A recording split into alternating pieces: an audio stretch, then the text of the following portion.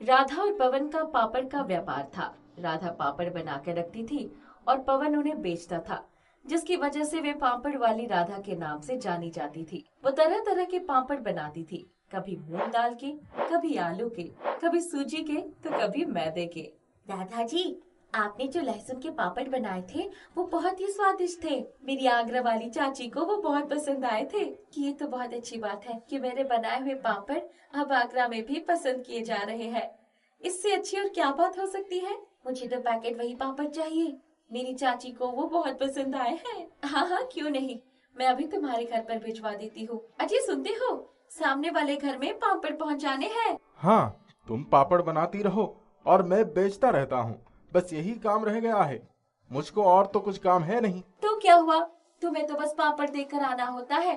तुम्हें क्या पता पापड़ बनाने में कितनी मेहनत करनी पड़ती है। तरह तरह की पापड़ बनाती हूँ मैं, उनमें मसाले नाप तोल कर डालती हूँ, जिससे सभी को वो पापड़ पसंद आए। एक दिन चौल में पानी को लेकर राधा का सुमन से झगड़ा हो जाता है, जिसकी वजह से राधा सुमन को बहुत खरी खोटी सुनाती है। सब अपने अपने घर चले जाते हैं, पर सुमन के मन में ये बदले की आग दहकने लगती है। हम दिन रात ऑफिस में मेहनत करके इतना पैसा नहीं कमा पाते जितना ये खाली पापड़ बेचकर ही कमा लेती है। घर में बैठकर थोड़े पापड़ क्या बना लिए, इसमें तो घमंड आ गया। इसका घमंड तो तोड़ना ही होगा।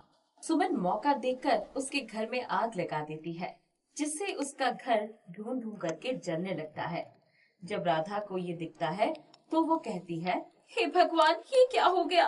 मेरा घर धुआं धुआं करके जल रहा है। मैं जरा सा घर से बाहर क्या गई, न जाने ये आग कैसे लग गई। सब कुछ जलकर तबाह हो गया। अब तो हमारे पास कुछ भी नहीं बचा। अब हम क्या करेंगे। पूजा और पवन बहुत परेशान हो जाते हैं। वो अपने नसीब को कोस रहे होते हैं। फिर वो अंदर जाकर देखते हैं तो उन्हें एक कुकर मिलता है। ये तो मेरी माँ का कुकर है। इसमें माँ मुझे खिचड़ी बनाकर खिलाती थी। बहुत ही स्वादिष्ट खिचड़ी बनती थी।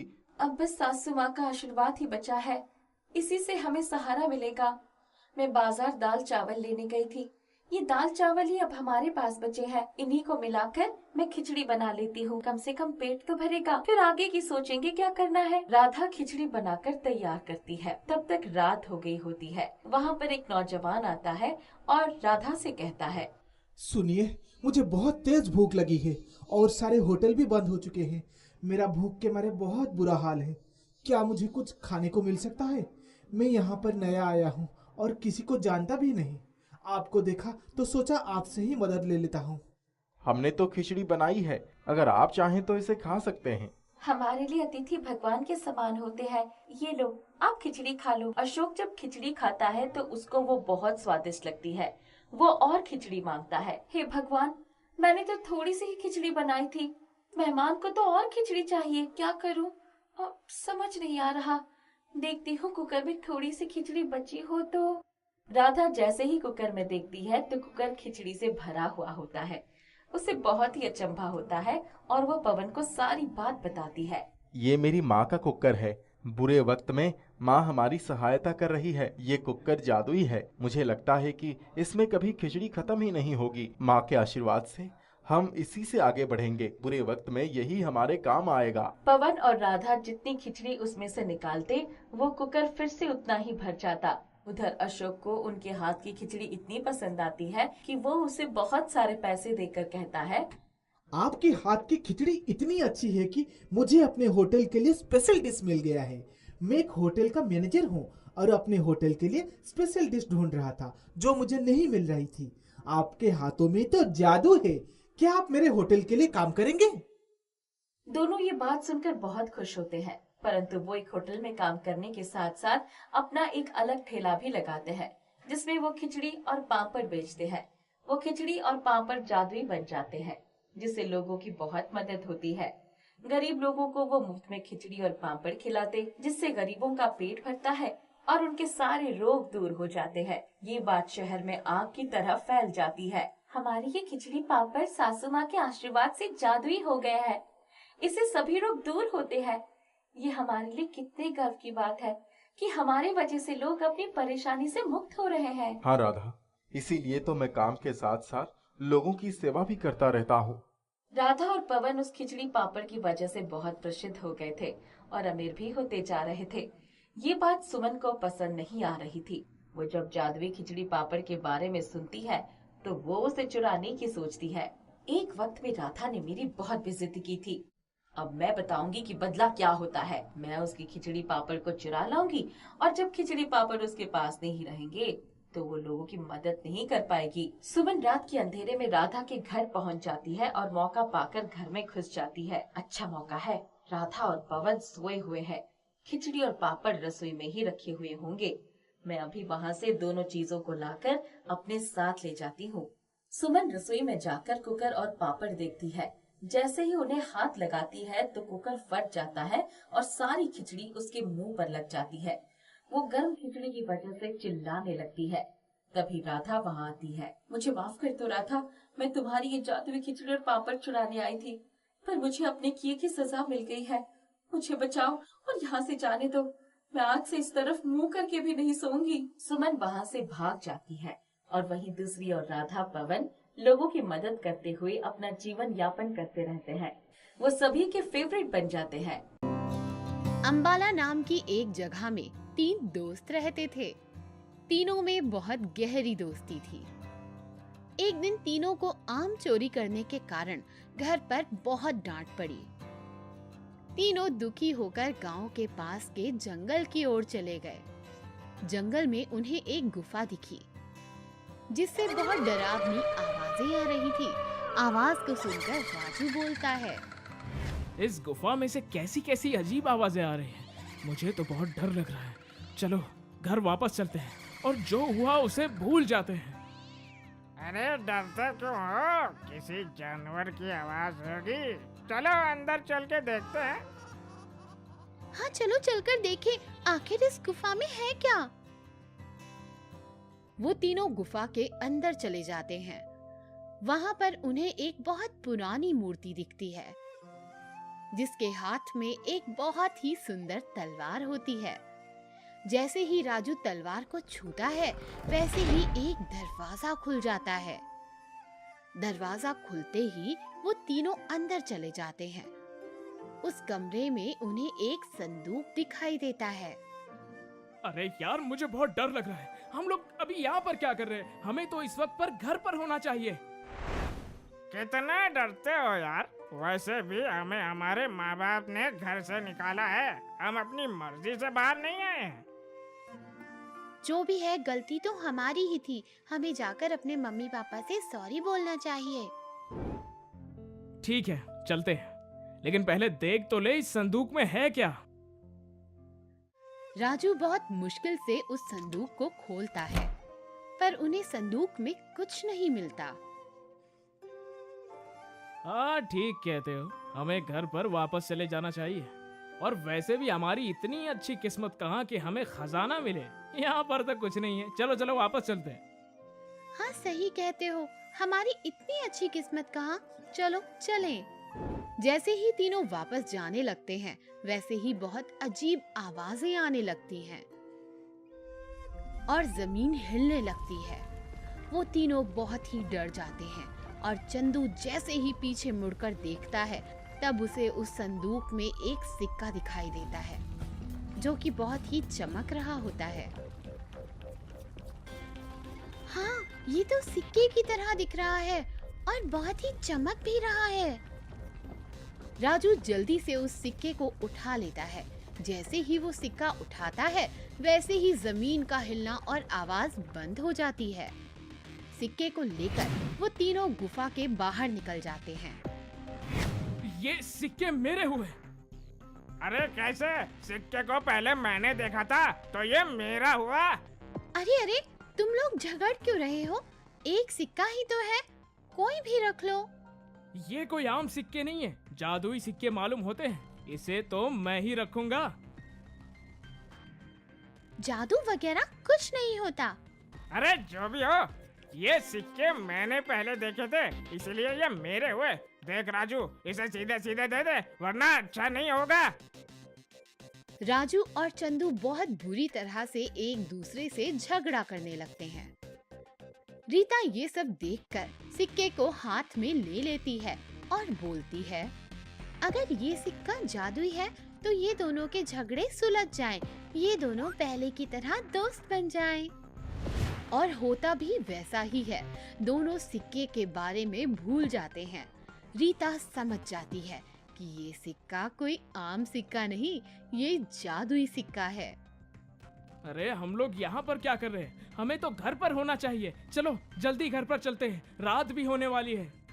हाँ, चलो घर चलो। तीनों घर चले जाते हैं।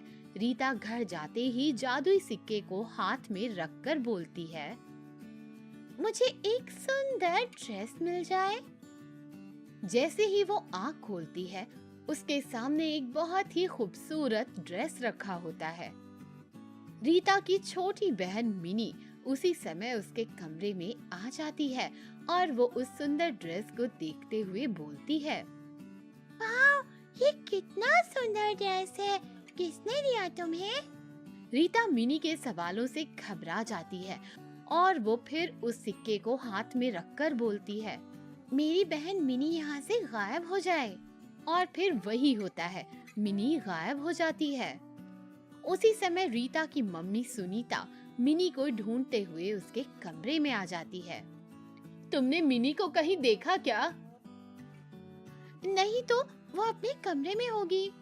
मैंने तो उसे तुम्हारे कमरे की ओर आते देखा था। मैंने कहा ना, वो यहाँ पर नहीं है। रीता की मम्मी कमरे से बाहर चली जाती हैं। ये मैंने क्या कर दिया? और वो फूट फूट कर रोने लगती है। अब मैं क्या करूं? रीता रोते हुए फिर उसी जगह पर जाती है जहां पर उसे वो जादुई सिक्का मिलता है। उस सिक्के को उसी संदूक में रखकर वो बोलती है कि मुझे कुछ नहीं चाहिए, मुझे बस अपनी बहन वापस चाहिए। ये कहते हुए वो भागती हुई घर वापस चली जाती है। जैसे ही वो घर के अंदर आती है, वैसे ही वो अपनी बहन को देखकर खुश हो जाती है। उसकी बहन खाना खा रही होती है। फिर उसकी मम्मी रीता को डांटते हुए बोलती है, कहाँ चली गई थी तुम? चलो मुंह हाथ धो और खाना खा लो। ये कहानी हरिनगर नाम के गांव में रहने वाले मुकेश की है। मुकेश उसके पिताजी के गुजर जाने के बाद उसकी माँ का इकलौता सहारा था और काफी मेहनती बच्चा था। एक दिन मुकेश की माँ की तबीयत अचानक खराब होने लगी और फिर मुकेश की माँ बीमारी की चपेट में आ गई। डॉक्टर ने मुकेश को बताया कि वो अगर अपनी माँ की ठीक तरह से देखभाल करे और समय पर दवाइयाँ और भोजन कराए तो उसकी माँ जल्द ही ठीक हो जाएगी। मुकेश घबरा सा गया। उसे समझ ही नहीं आ रहा था कि वो दवाइयों और भोजन के लिए पैसे कहाँ से लाएगा। मुकेश उदास सा चेहरा लेकर काम की तलाश में निकल पड़ा। काफी घूमने के बाद और लोगों से पूछने के बाद उसे एक सेठ मिला। क्या हुआ, इतना घबराए हुए क्यों हो? सेठ जी, मेरा नाम मुकेश है। काफी जगह पूछने के बाद ही मुझे आपका पता मिला। मेरी माँ बड़ी बीमार है सेठ जी, और दवाई और खाने के लिए मेरे पास कुछ नहीं है। मैं आपसे विनती करता हूँ, मेरी मदद कीजिए। ये बात सुनकर वो सेठ उसे तुरंत ही काम पर रख लेता है और फिर पूरा दिन मुकेश सेठ के यहाँ काम करता और शाम को अपनी माँ के लिए दवाई और खाना लेकर घर जाता और अपनी माँ की देखभाल करता था। देखते ही देखते समय निकलता गया, पर एक दिन जब मुकेश काम पर थोड़ी देर से पहुँचा तो सेठ ने बहाना बनाकर उसे बाहर निकाल दिया और यहाँ तक कि उसे पैसे भी नहीं दिए। उसकी बहुत माफी मांगने के बाद भी सेठ ने अपना मन नहीं बदला और मुकेश फिर रास्ते पर उदास ही चल पड़ा। कुछ दूर चलने के बाद और बहुत कड़ी धूप के कारण वो एक बड़ की छांव में ठहर गया और जोर जोर से रोने लगा। वहाँ पास में ही एक बूढ़ी औरत बैठी थी जो उसे रोता देख उसके पास आई। अरे बेटा, क्या हो गया? तुम क्यों रो रहे हो? मुकेश ने उस औरत को बताया कि उसके मालिक ने उसके साथ ऐसा सलूक किया और यहाँ तक कि पैसे भी नहीं दिए और अब वो अपनी माँ की देखभाल कैसे करेगा। देखो बेटा, मैं तुम्हारी ज्यादा तो मदद नहीं कर सकती। मेरा खुद का गुजारा भी लोगों के दिए पैसों से चलता है, पर तुम ये पैसे ले जाओ। मुझसे ज्यादा अभी तुम्हें इसकी जरूरत है। मुकेश उस बूढ़ी औरत की अच्छाइयाँ देखकर खुश हो जाता है और उसे कहता है, आप फिक्र ना करें, मैं बहुत मेहनत करूंगा और ये पैसे बहुत ही जल्द लौटा दूंगा। बूढ़ी औरत उसमें इतनी हिम्मत देखकर मुस्कुराती है और उसे आशीर्वाद देती है। वो पैसे लेकर मुकेश अपनी माँ की दवाइयाँ लेता है और खुद के खाने के पैसे बचाकर दुकान से जा कुछ फसल के बीज खरीद लेता है और अपने घर के बाहर छोटी सी जमीन में बो देता है और फिर रोज सुबह उसे पानी से सींचने लगता है और साथ ही काम पर जाता है और बहुत ज्यादा मेहनत करने लगता है। देखते ही देखते उसके पौधे बड़े होने लगते हैं और उन्हें बाजार में बेच मुनाफा कमाकर वो थोड़ी और जमीन ले लेता है और फिर से उसमें पौधे उगाने लगता है। जैसे जैसे दिन निकलने लगते हैं, मुनाफा भी बढ़ने लगता है। धीरे धीरे मुकेश की माँ अच्छे इलाज और देखभाल से ठीक हो जाती है और सब कुछ बहुत ही अच्छा चलने लगता है। एक दिन उनकी पड़ोस में रहने वाली औरत मालती मुकेश की माँ से कुछ मांगने उसके घर जाती है। अरे माँ जी, थोड़ा सा चावल मिलेगा?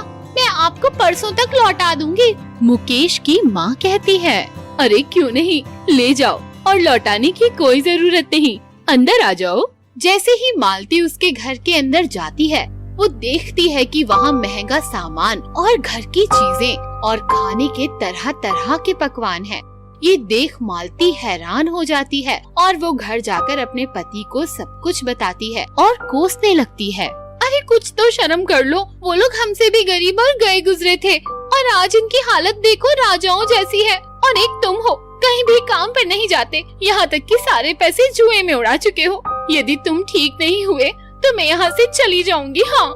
ये सुनकर मालती का पति आग बबूला हो जाता है और गुस्सा होकर वहाँ से चला जाता है। और जैसे ही रात होती है, वो चुपके से मुकेश के खेत में घुसकर वो सारे लगाए हुए पौधे नष्ट कर देता है और फिर अपने घर की ओर भागने लगता है। ये आवाज सुनकर मुकेश की नींद टूट जाती है और वो बाहर देखने के लिए निकलता है। उसके सारे पौधे नष्ट हो चुके होते हैं। ये देख उसका मन टूट जाता है और वो रोने लगता है। तभी अचानक वहाँ एक परी आ जाती है। क्या हुआ तुम्हारे पौधों को? मेरे सारे पौधे किसी ने नष्ट कर दिए। मैंने बहुत सालों की मेहनत कर छोटी छोटी जमीन लेकर और बीज सींच कर ये पौधे उगाए थे और रोज इनकी देखभाल में जुटा रहता था। पता नहीं किसने मेरा ये नुकसान कर दिया। मैंने कभी किसी का कुछ नहीं बिगाड़ा। मैं बहुत अच्छी तरह जानती हूँ कि तुमने किस तरह मेहनत कर अपने घर पर अपनी माँ को संभाला और उनका बहुत अच्छे से ध्यान भी रखा। तुम जैसे अच्छे मन के बच्चे बहुत कम होते हैं मुकेश। परी उसके हाथ में एक चमचमाता हुआ बीज देती है और उसे बताती है कि ये आम बीज नहीं है।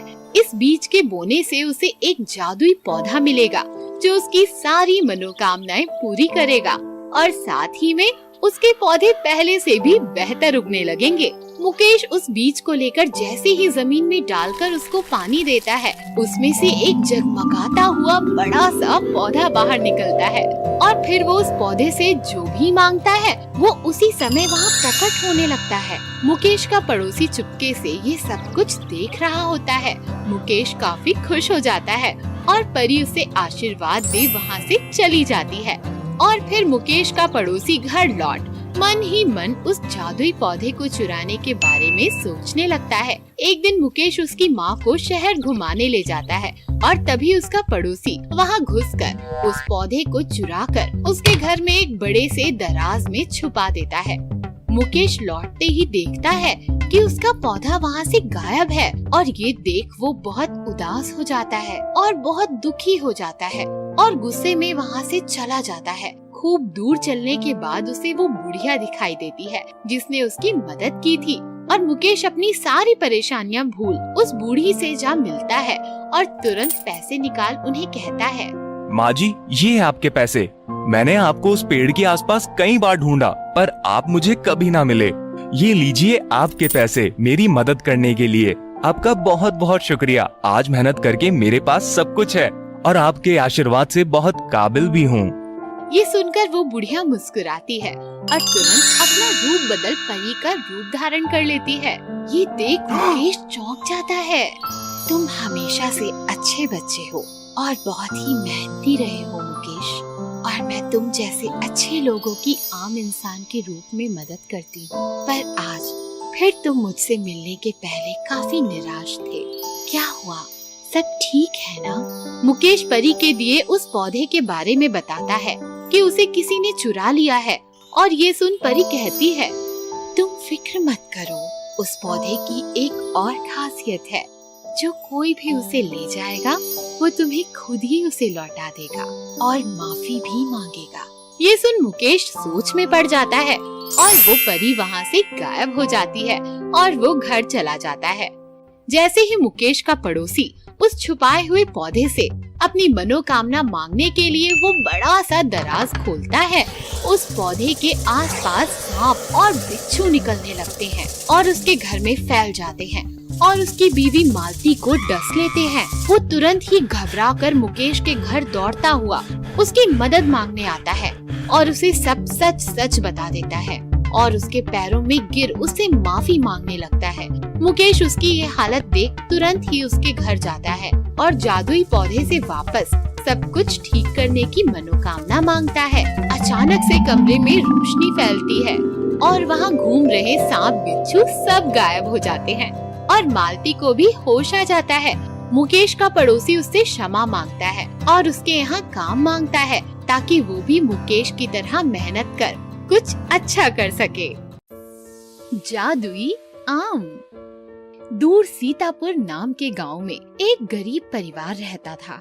उस परिवार में माता, पिता और उनका बेटा विजय रहता था। विजय के पिताजी बहुत मेहनती और सेठ लोगों के खेतों में मजदूरी का काम करते थे और माँ घर पर रहकर सारा काम करती थी। उस समय विजय की गर्मियों की छुट्टियाँ चल रही थीं। उसके पिताजी रोज सुबह उठकर उनके आंगन में लगे एक बड़े से आम के पुश्तैनी पेड़ को पानी देते और उसकी बहुत देखभाल करते और फिर अपने काम पर निकल जाते थे। विजय को उस पेड़ के आम बहुत स्वादिष्ट लगते थे और वो उन्हें बड़े चाव से खाता था। वो रोज सुबह उठता और आम तोड़ लेता। उसके पिताजी ने कई बार उसे समझाया कि आम के पेड़ को वो रोज पानी डाले और उसकी प्रार्थना करे, पर विजय बहुत ही मनचला था। वो कभी भी किसी की नहीं सुनता था और घर के काम में भी हाथ नहीं बटाता था। विजय की माँ जब भी उसे कोई काम करने को बोलती, वो घर से बाहर चला जाता था और सारा दिन बाहर घूमकर शाम को पिताजी के आने से पहले घर लौट जाता था। विजय के पिताजी उसे रोज सुबह उठने को कहते और साथ ही प्रार्थना कर आम के पेड़ को पानी डालने के लिए कहते, पर विजय वो उनकी एक ना सुनता। उसकी माँ उसकी इस आदत को लेकर काफी परेशान रहती थी, पर उसे बहुत समझाने पर भी वो सबको अनसुना कर देता था। एक दिन सुबह विजय के पिताजी रोज की तरह विजय को उठाने की कोशिश कर रहे थे। विजय, उठो बेटा, सुबह हो चुकी है। देखो कितनी शानदार सुबह है। उठ जाओ, थोड़ी कसरत कर लो और आम के पेड़ में पानी डाल दो। फिर आज हम साथ खेत चलते हैं। विजय को वापस से थपथपाते हुए। उठो बेटा विजय। विजय की नींद टूटती है और वो अचानक से चिढ़कर बोलता है, क्या रोज सुबह सुबह मुझे परेशान करते हो? मुझे नहीं करनी कसरत, नहीं डालना पानी और मुझे खेत भी नहीं जाना। आप मेरी रोज बस नींद खराब करते हो। बेटा विजय, वो हमारा पुश्तैनी पेड़ है, कई सालों से हमारे घर के आंगन में है और उस पे लगे आम काफी खास हैं। वो आम बाकी आमों की तरह ही है। मैं पुश्तैनी चीजों और उस आम के पेड़ से प्रार्थना करने में कोई विश्वास नहीं रखता। विजय वहाँ से उठकर बहुत गुस्से में घर के बाहर निकल जाता है। उसके पिताजी उसका ये स्वभाव देखकर बहुत दुखी हो जाते हैं और उसकी माँ से कहते हैं, ये हमारी बात क्यों नहीं मानता? क्या मैं कुछ गलत कहता हूँ मालती? अगर अभी से विजय ऐसे ही आलसी रहेगा तो वो आगे जाकर क्या करेगा? मैं कुछ सोचकर ही उससे कुछ करने को बोलता हूँ। मैं आपकी चिंता समझ सकती हूँ और मुझे भी यही डर लगता रहता है। विजय जैसे जैसे बड़ा हो रहा है वो बिल्कुल भी हमारी बात नहीं मानता है। मैं बूढ़ा होता जा रहा हूँ, वो कब समझदार बनेगा? सही और गलत की पहचान उसे ही करनी होगी। और फिर वो अपना सामान लेकर खेत की ओर निकल जाता है। उसी रात विजय के पिताजी की तबीयत काफी बिगड़ जाती है। उसके पिताजी को इस हालत में देख विजय और उसकी माँ दोनों घबरा जाते हैं और विजय मदद लेने के लिए पड़ोस के लोगों को बुलाता है। पर उन सबके वहाँ पहुँचने से पहले ही उसके पिताजी दम तोड़ देते हैं। विजय की माँ जोर जोर से रोने लगती है और विजय के पैरों तले जमीन खिसक जाती है। उसका शरीर एकदम सुन्न पड़ जाता है और कई दिनों तक वो सदमे में रहता है। धीरे धीरे वो लोग और गरीब होने लगते हैं और विजय की माँ काम की तलाश में घर घर घूमने लगती हैं और वो ये देखकर बहुत जोर जोर से अकेले में रोता है। वो घर पहुँचता है और अपनी माँ के पैर छूकर उनसे माफी मांगता है। मुझे माफ कर दो माँ, मैं बहुत शर्मिंदा हूँ। तुम्हें कहीं जाने की जरूरत नहीं। आज से मैं बहुत मेहनत करूँगा और आपका ध्यान भी रखूंगा माँ। अगले ही दिन विजय अपने पिताजी का सामान लेकर दूसरों के खेतों पर काम करने लगता है और रोज सुबह काम पर जाने से पहले वो उस आंगन में लगे आम के पेड़ से प्रार्थना कर उनमें पानी डालता है और रोज कड़ी धूप में मेहनत करने लगता है और साथ ही घर आकर अपनी माँ का भी हाथ बटाता है। धीरे धीरे वो पूरा घर संभालने लगता है और ऐसे ही दिन गुजरने लगते हैं। अब विजय और मन लगाकर काम करने लगता है। एक दिन जब विजय बहुत ही गहरी नींद में होता है, उसे सपने में उसके पिताजी दिखाई देते हैं। विजय बेटा, तुम्हारे अंदर ये बदलाव और मेहनत देखकर मैं बहुत खुश हूँ। मैं काफी दुखी हूँ कि मैं जाते जाते तुम्हें कुछ दे न सका, पर मेरे पास तुम्हारे लिए एक खास चीज है। याद है ना हमारे आंगन का आम का पेड़? उसके आम बड़े खास हैं। कल पूर्णिमा की रात है। तुम उस पेड़ से प्रार्थना करना और रात में जब पूरा चांद दिखाई दे तब उसे पानी देना और फिर तुम्हें उस पेड़ से एक खास आम मिलेगा जो तुम्हारी सारी परेशानियां हल करेगा।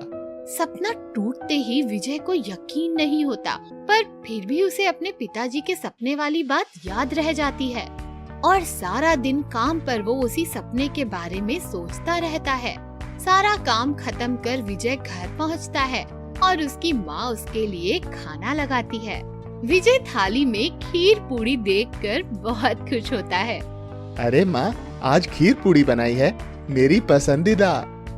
हाँ बेटा, आज पूर्णिमा है ना, पूरा चांद निकला है और हमारे घर हमेशा इस दिन यही बनता है। तुम्हारे पिताजी को भी तो आज के दिन खीर पूड़ी खाना बड़ा पसंद था। विजय को सब कुछ समझ आने लगता है।